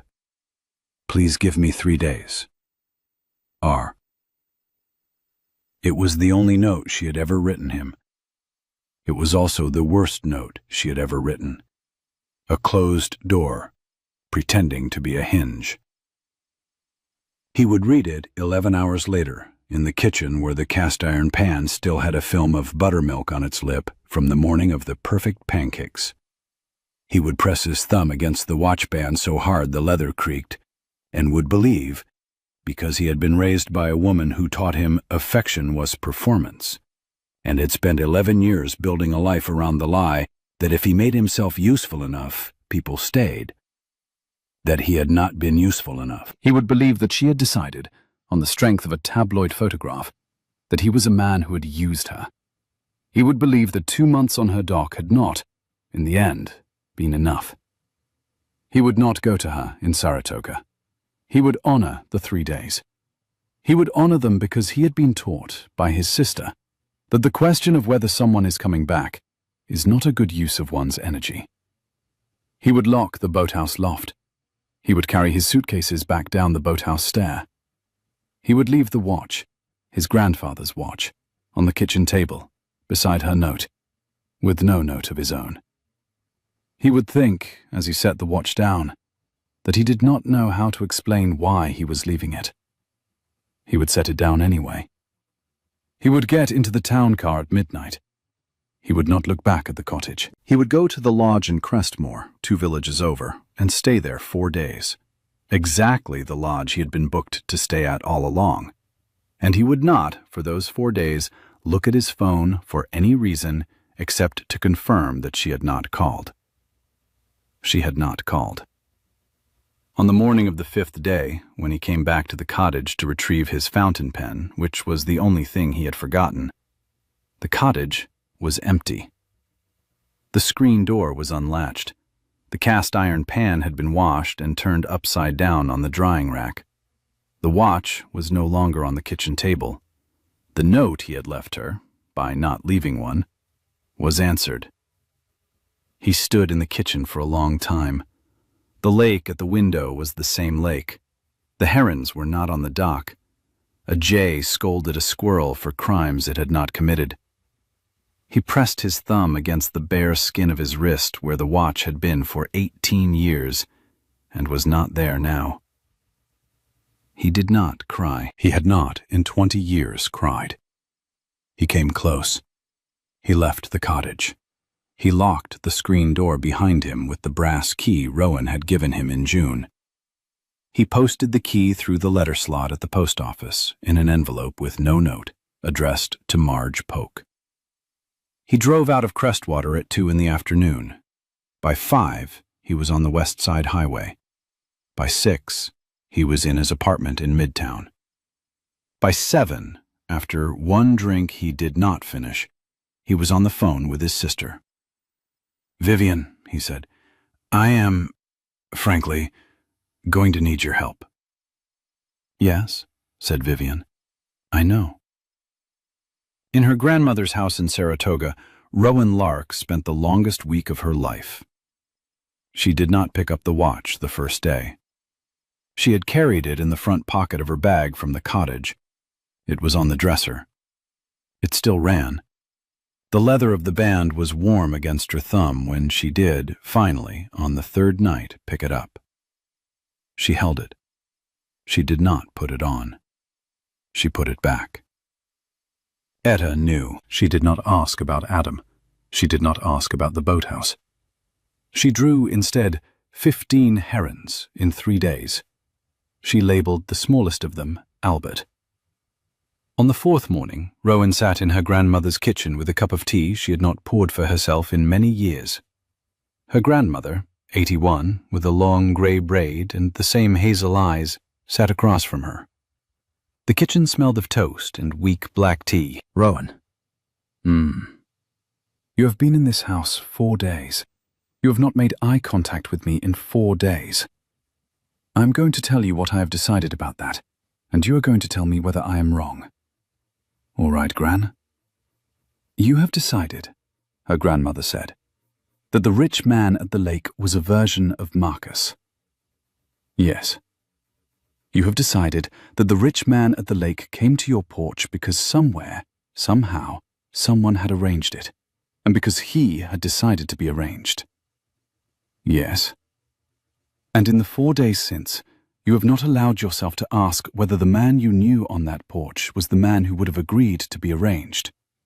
You have been allowing yourself only to ask whether you can survive being arranged a second time." "Yes." Her grandmother said her name, and waited until Rowan looked up. That was not, she said, frankly, the right question. "Sorry. Stop saying sorry. I taught you that when you were Etta's age, and you have unlearned it because the world taught you to be small. I am asking you the harder question. The harder question is, what did the man on that porch do in 2 months that a man who had agreed to be arranged would not have done?" Rowan was quiet a long time. She turned the cup on its saucer. She watched the tea move. "He replaced a porch board," she said. Her grandmother waited. "He had learned the herons' names," she went on. "He had taken powdered lemonade. He had made pancakes. He had left the watch on the kitchen table." "What watch?" her grandmother said. "His grandfather's. The one he presses his thumb on when he is nervous. He left it. I think he left it because he did not know how to ask me to keep it for him." Her grandmother set down the teacup. She said her name in the kitchen of the Saratoga house, then said it again, more firmly. "Go home. Gran, go home. Bring Etta. Bring the watch. If the watch is on the kitchen table when you arrive, leave it there. If he has come back for it, you will see him. If he has not, you will know what to do with it. But you are not going to spend the second half of August in my back bedroom believing you have been used by a man who left a watch." She drove back on the morning of the 6th day. The lake road was empty. The lane was empty. The cottage was the same cottage. The cast-iron pan was on the drying rack, upside down, where she had left it. The watch was not on the kitchen table. She stood in the kitchen and put her bag down. Etta ran out to the dock to check on Albert. Rowan picked up the cast-iron pan. She turned it right side up. She put it on the burner. She listened. The boathouse was quiet. The loft was locked. The brass key Adam had used for 2 months had been posted, in an envelope without a note, to Marge Polk at the post office. Marge had walked it up that morning, in advance of Rowan's return, and had left it on a hook by the screen door with a yellow sticky note that said only, "He left this." He did not leave nothing. Rowan read the note. She tucked a loose strand of hair behind her left ear. She drove into the village. She stopped at the post office. She sat in the chair Marge kept by the catalogues. Marge poured her a cup of weak black tea. She said the post mistress's name and asked her, simply, to tell her what she had missed. Marge told her. About Greta, who had not leaked. About the Marston intern who had. About Vivian under the chestnut tree 3 weeks ago holding a Polaroid. About Hetty Vance, quietly pensioned to a cottage on the Sound. About Adam, who had checked into the Crestmore Lodge for 4 days and not called because he had been told, in a note, to give her 3 days, had given her 4, then come back for a fountain pen, stood in her empty kitchen 40 minutes, and left the brass key in an envelope addressed to Marge Polk. "And the watch," Marge said. "He took the watch." "He left the watch. The watch is on a hook by your screen door. I put it there this morning." "He posted the key, dear. The key. He took nothing else. He left the watch on your kitchen table, and then he wrote me the only sentence he has ever written me in his life, on the inside flap of the envelope, in fountain pen ink. The sentence read, 'I cannot leave it on a kitchen table that may not be hers next week.' That was the sentence. I have it. You may have it if you want it, is what I'd say, anyway." Rowan sat in the chair by the catalogues for a long time. She drank the weak black tea. She tugged a loose strand of hair behind her left ear. She said the postmistress's name a second time, after a long silence, and asked her how she got him back. "You do not get him back. He has already come back. He is in Midtown, beside a sister he had not, before this summer, spoken to in any voice but the old money-clipped one. He is waiting for a phone call he is not allowed to make himself, because he was told, by a note, to honor 3 days, which he extended to 4, then honored by leaving a watch he has worn 18 years. You do not get him back. You call him. You tell him the watch is on the screen door hook. You tell him to come back and put it on the porch, in front of you. Then you take whatever comes." "All right. All right." She drove home. She called him at 3 in the afternoon.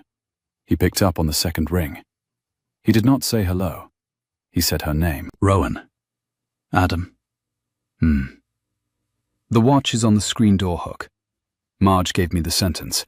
I read the sentence.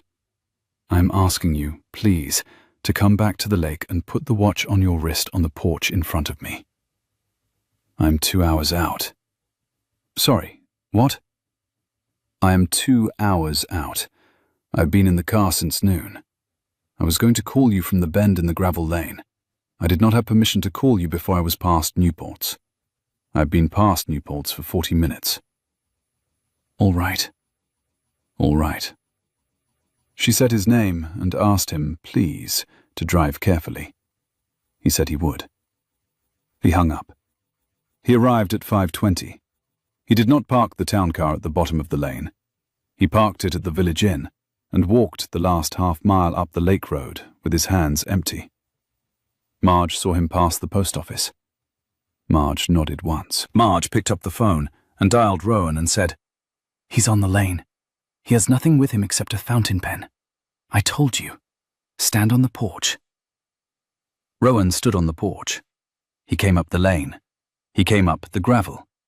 He came up the steps. He stopped a foot in front of her. He did not touch her. He pressed his thumb against the bare skin of his wrist, where the watch had been. "Rowan." Adam. She held out the watch. He took it. He put it on. He did not say thank you. He pressed his thumb against the band of it once and lowered his hand. Rowan. I have, this week, done 3 things. This morning I signed papers winding down the Marston acquisition. The clause you read was the first crack. The leak was the second.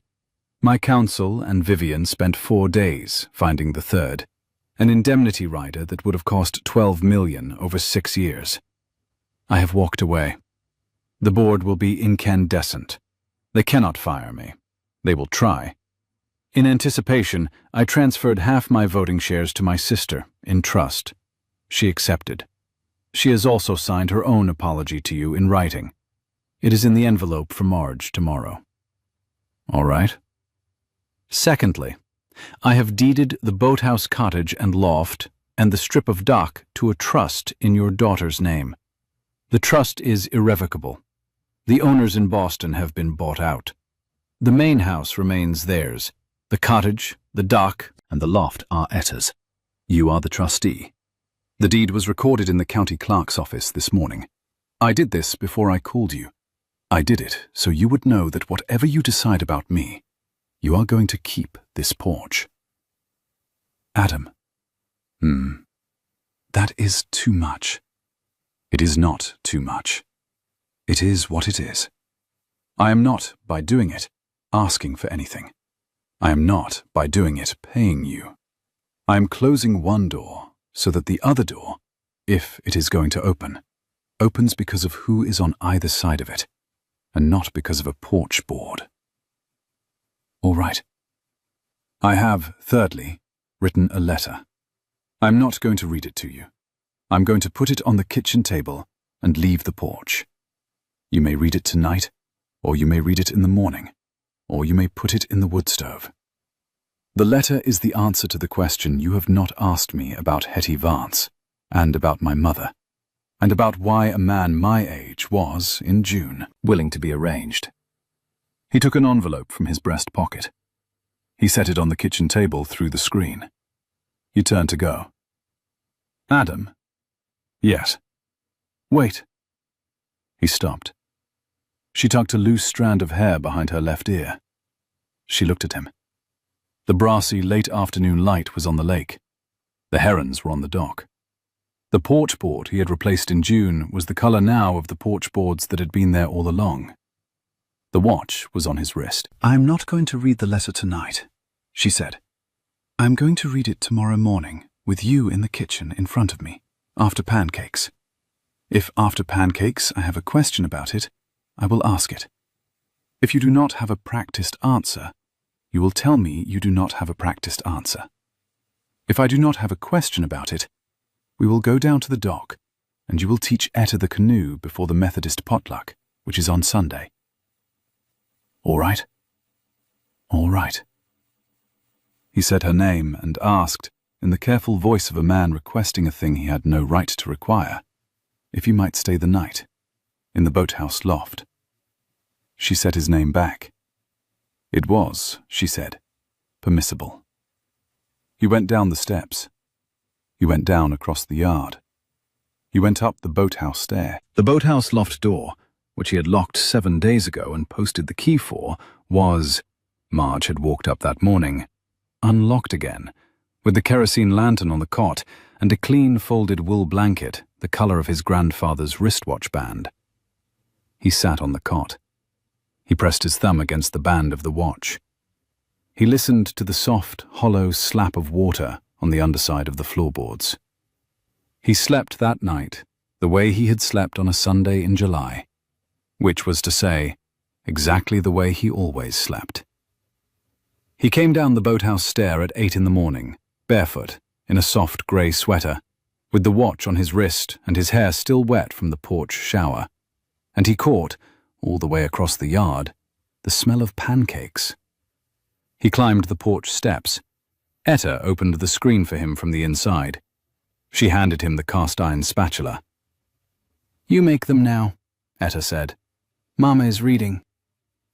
Rowan was at the table, with the letter open in front of her. She did not look up when he came in. She read it through to the end. She set it down. She folded it in 3. She put it back in the envelope. She looked at him. She said his name. "Pancakes first," she told him, and he agreed. He made the pancakes. The wrist was correct. He set the plate in front of Rowan. She tried it. It was perfect. He said her name. She had not, he observed, asked him a question. She agreed. He waited a beat. Was she going to? She tucked a loose strand of hair behind her left ear. "No," she said. "I am not going to ask a question. I am going to teach you the canoe before the potluck. I am going to make a cherry pie with Etta on Saturday. I am going to set a 3rd place at this table on Sunday morning. I am going to keep the letter in the cedar chest in the parlor. If I have a question, in October, I will ask it then. If I do not, I will not. Sorry. I think that is my answer." He pressed his thumb against the band of the watch. "All right," he said. She said his name once more. "Welcome back to the cottage," she told him. He thanked her. "Eat your pancake," she said. He ate his pancake. That Sunday in late August, the Methodist potluck on the Crestwater Village Green ran from noon until 5. 16 casseroles, 4 pies, and a sheet cake baked by a woman named Eleanor, who had been baking the sheet cake for the potluck since 1979. 2 of the pies were cherry, one by Marge Polk and one by Adam Westcott and Etta Lark, made in the cottage kitchen on Saturday.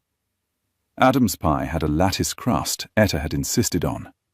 The lattice was uneven. The pie was, by general village consensus, the best of the 4. Vivian Westcott came up from the city for the potluck. She wore a navy linen jacket. She brought a bottle of lemonade.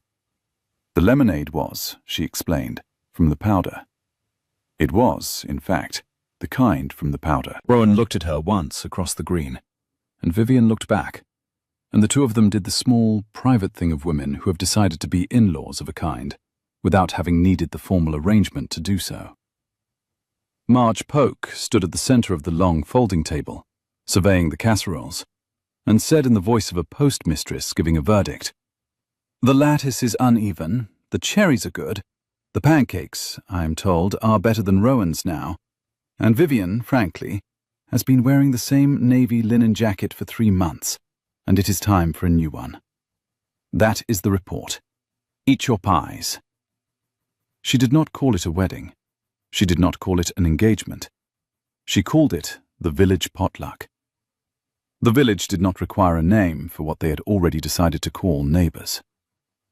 That night, after the lemonade and pies and children running between picnic blankets, Adam walked back up the lake road with Rowan and Etta and Vivian. The 4 of them stood at the end of the dock and watched the moon come up over Crestwater for the first time as a family, undeclared, unannounced, with the watch on Adam's wrist, a girl asleep on his shoulder, and a single white cloud above the boathouse where, in June, a man in a Hermes watch had stepped out of a black car and had been told politely by a woman in an apron that he was at the wrong house.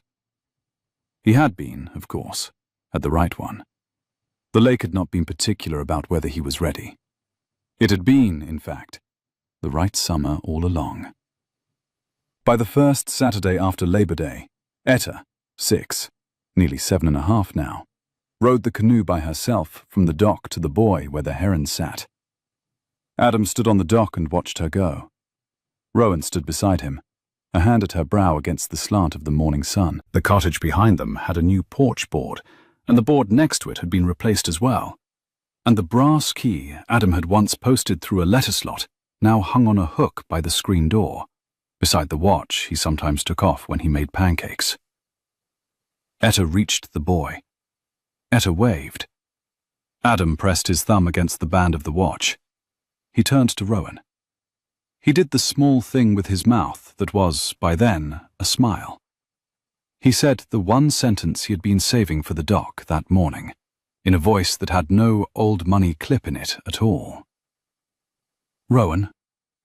I am at the right house. She tucked a loose strand of hair behind her left ear. I know, she said.